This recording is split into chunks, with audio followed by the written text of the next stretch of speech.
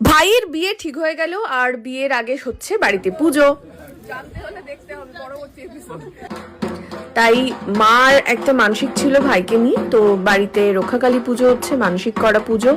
ঠাকুর এসে গেছে। রক্ষাকালী পুজো মানে তোমরা অনেকেই জানো নিশ্চয়ই যে অনেক কিছু বিধিনিষেধ থাকে, অনেক নিয়মাবলী থাকে, যে সূর্য ডোবার পরই এই পুজো হয়।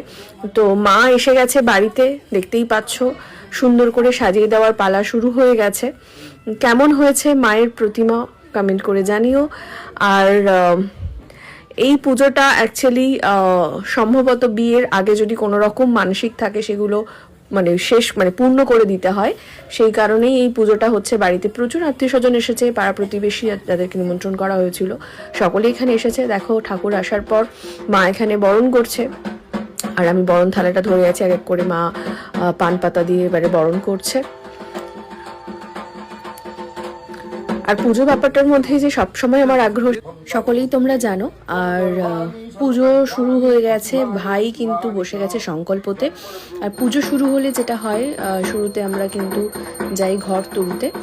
তো এখানে ঘর তুলে আসা হয়েছে। এখানে একটু দূরে একটা পুকুর ছিল, সেখানে গিয়ে ঘরটা তুলে আনা হলো। এবং এখানে পুজোর কি ফুল বা বেলপাতা যজ্ঞের সেই সমস্ত।